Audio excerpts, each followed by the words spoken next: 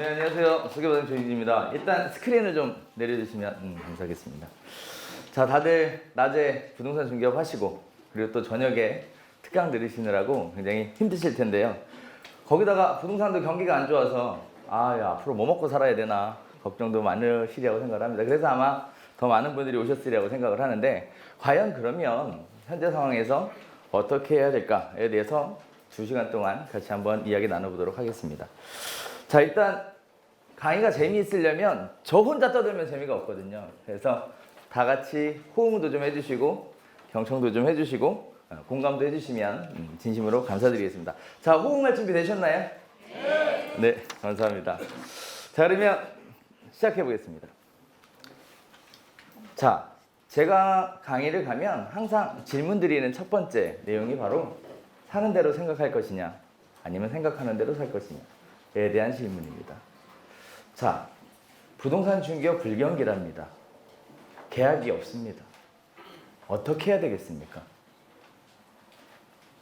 무엇을 해야 되겠습니까?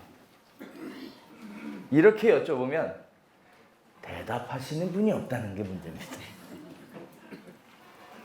분명히 느끼고 있죠. 경기가 안 좋다라는 걸 느끼고 있습니다. 언제까지 정책의 잘못된 내용만 탓하고 있을 겁니까? 그러면 정책이 여러분을 먹여 살려주겠습니까?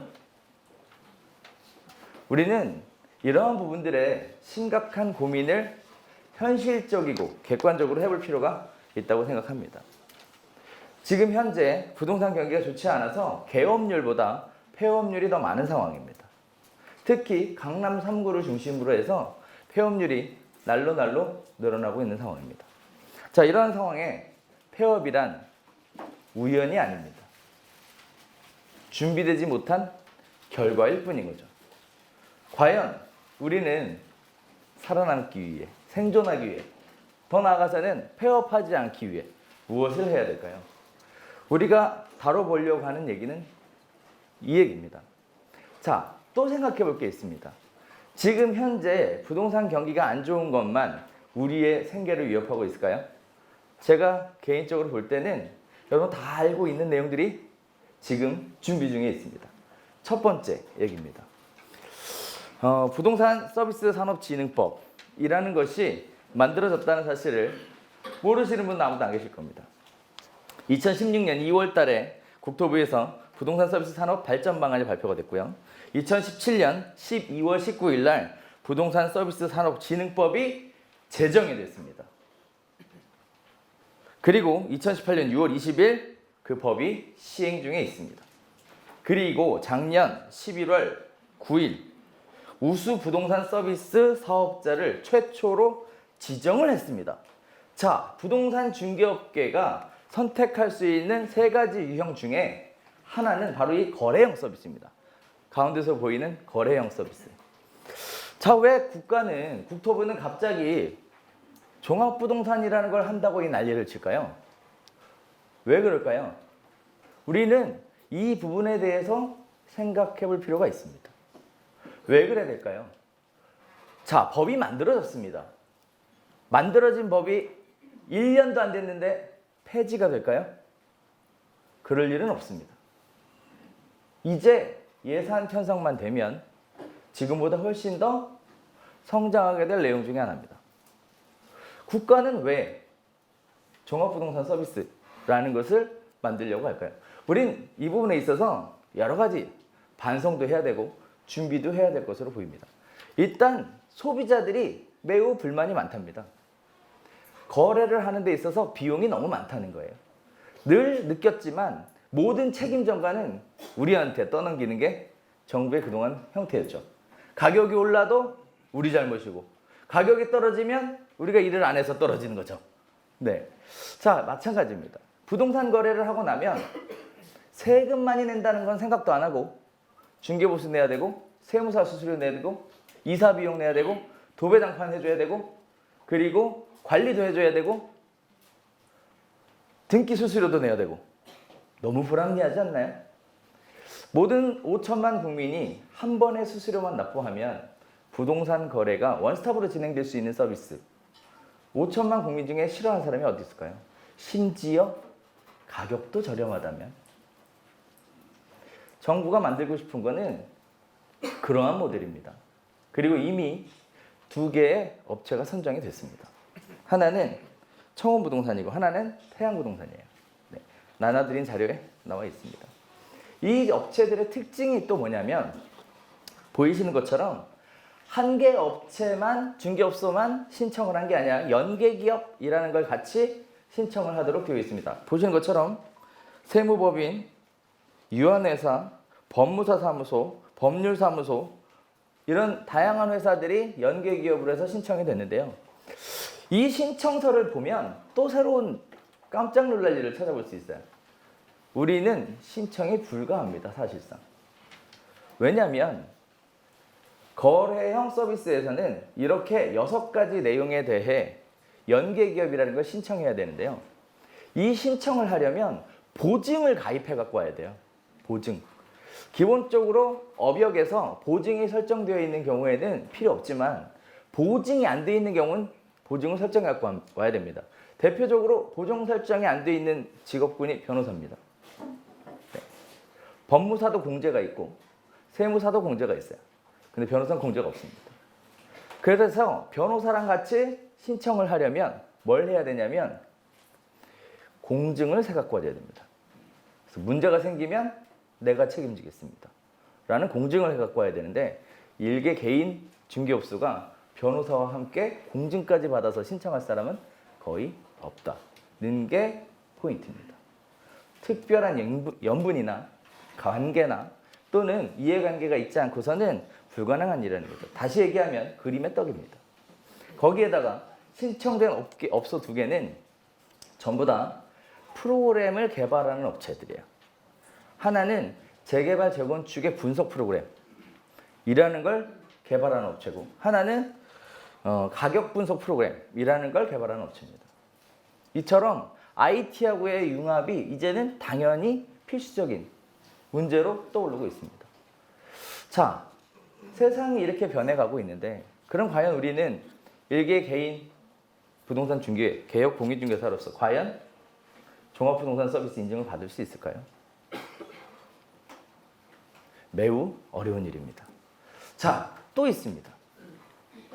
4차 산업혁명이라는 얘기는 다들 한 번쯤 들어보셨으리라고 생각을 하는데요.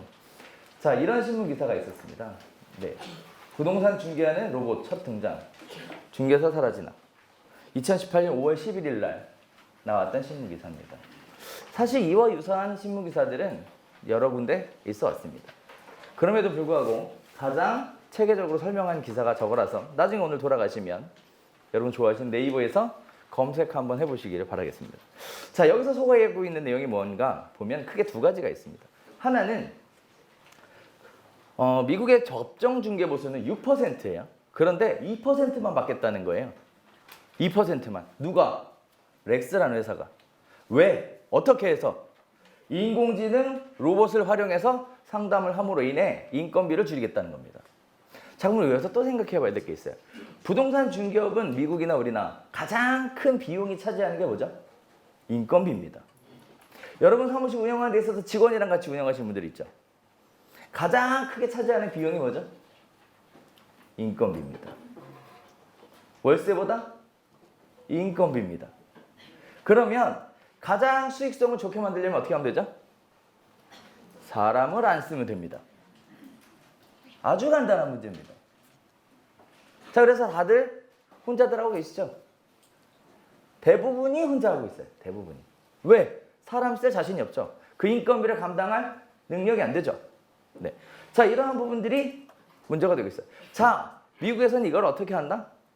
인공지능 로봇으로 대처하겠다. 여러분 좋아하시는 알파고가 부동산 상담 실장으로 취업한다는 얘기예요. 네. 실제 고객들의 질문이 부동산 중개업소에 방문하면 몇 가지 종류의 질문이 될까요? 모 대학원에서 지금 우리나라 정부단체에서 요새 벤처기업 육성한다고 서울대 공대생들이 부동산 중개 AI를 만들고 있는데 나라 돈으로 만들고 있습니다. 그런데 아무도 제지할 방법이 없어요. 신문에 당당하게 나와 있음에도 불구하고 알고 인지하고 있는 사람조차가 없습니다. 자, 이 AI가 상담에 따라서 질문을 준비하는데 50개도 안 되는 질문만 준비하면 된대요. 사실 여러분이 앉아서 방문하는 고객들의 상담의 질문의 유형별로 분류해보면 아마 50종류가 넘지 않을 겁니다. 자, 이런 상황이면 충분히 인공지능 로봇이 대체할 수 있다는 얘기죠. 또 하나, 여러분은 부동산 거래 동향에 대해서 실시간으로 업데이트가 됩니까? 솔직히 우리 동네 것도 제대로 안 되죠. 매일매일 실거래가 신고가 어떻게 접수됐는지 확인하십니까? 그나마 바쁜 일 있고 뭐 있고 하면 건너뛰시죠. 자, 컴퓨터는 빼먹지 않습니다. 있는 그대로 실시간으로 가장 최근의 데이터를 만들어서 보여줍니다. 자, 그럼 누가 더 믿을 만한 상담사일까요? 따라갈 방법이 없죠. 자, 이처럼 AI 로봇을 상담을 시키고요. 중개보수 6%에서 2%로 줄이겠다는 게 지금 이 회사의 목표입니다. 자, 여기만 있지 않습니다. 인건비를 줄여서 중개보수를 낮추겠다. 또 있습니다. 이 회사는 중개수수료를 최대 50% 저렴하게 만들어주겠다라는 겁니다. 물론 첫 번째 회사가 더 저렴하게 해주겠다는 거예요. 두 번째 회사는 그래도 50%니까 좀 괜찮나요? 두 번째 회사가 중개하는 시스템은 바로 이러한 시스템입니다. 자, 여기 보시면 화면이 있죠? 네. 우리가 흔히 얘기하는 드론입니다. 드론. 그리고 여기에는 중개사의 얼굴이 있습니다. 자, 이렇게 봐서 이해가 안 돼서 제가 준비를 해봤어요. 한번 보겠습니다.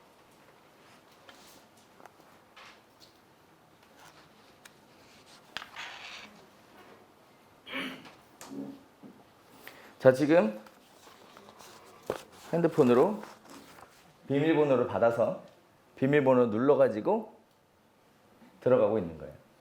들어가서 문을 딱 열고 들어갔더니 앞에 화면에 봤던 중개사가 대기하고 있습니다. 따라서 이 중개사는 임장 활동을 하기 위해 현장에 방문하지 않아도 됩니다. 따라서 인건비를 어마어마하게 절약할 수 있는 팁인 거죠. 우리가 계약 하나 하려고 집을 몇 번 보여주나요? 한 번만 보여주지 않죠. 그런데 이 왔다 갔다 이동하는 시간이 얼마나 아깝습니까? 이 아까운 시간을 뭐가 대신해요? 네, 드론이 대신하고 있습니다.